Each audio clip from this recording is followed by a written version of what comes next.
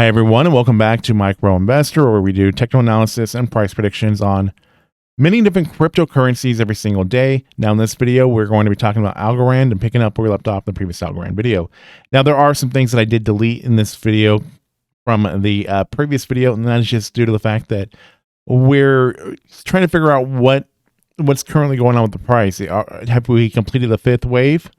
Or is there still one more dip to go down? And that's the big question. But if we look at how things have been performing here with Algorand, if we look at our previous 52-week low, which at some point I'm going to make some adjustments to all that stuff. But we were looking at this wedge that we were moving in between. We can look at the trend lines. We had a level of support that continued to grow, and then we had a level of resistance that continued to grow. So we were looking at that possibility of breaking out from this.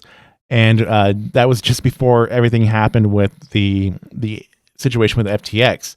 So then instead we end up seeing Algorand's price take a really big dip. It falls below the trend lines. And then, of course, we have to hit that reset button because, well, our previous 52-week low that we had back in the middle of June has now been surpassed. And we have a new 52-week low that we have to now factor in. And then, of course, make a lot of changes to the technicals. So, yeah, shame on you, Sam Bankman-Fried.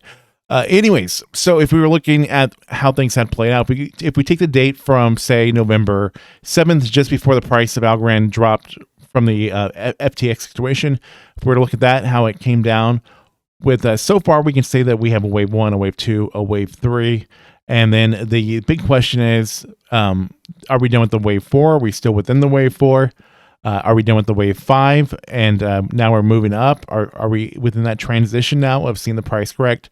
That's where we're currently at, because even if we were to see the price of Algorand go up a little bit more and even surpass where it was within this wave 4, there's still that possibility that it can go up just still under where the wave 1 starts and then take a dip and then fall down below the wave 3. So we can't rule anything out yet because we're not sure if we're complete with the wave 4.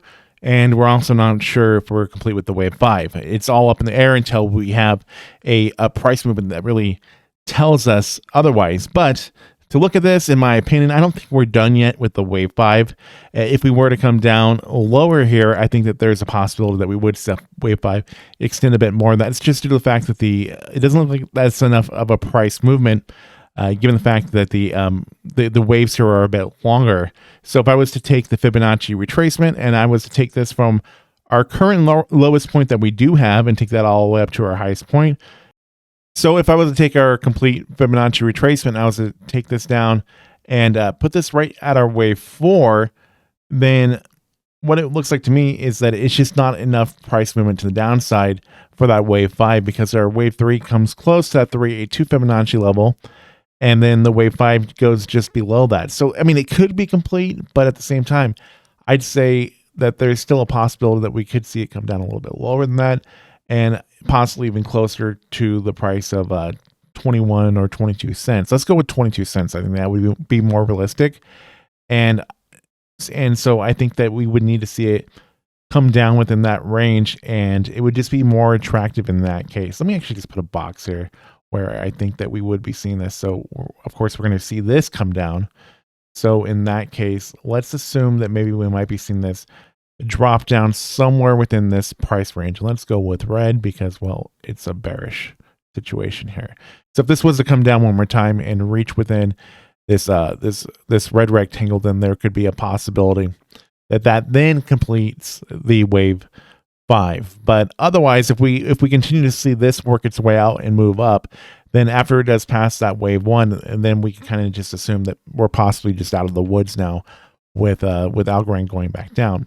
But what I don't want to think, though, is that the current market conditions are done. I think that there's still a good chance of seeing Bitcoin and many of the other cryptocurrencies still coming down for one more leg down.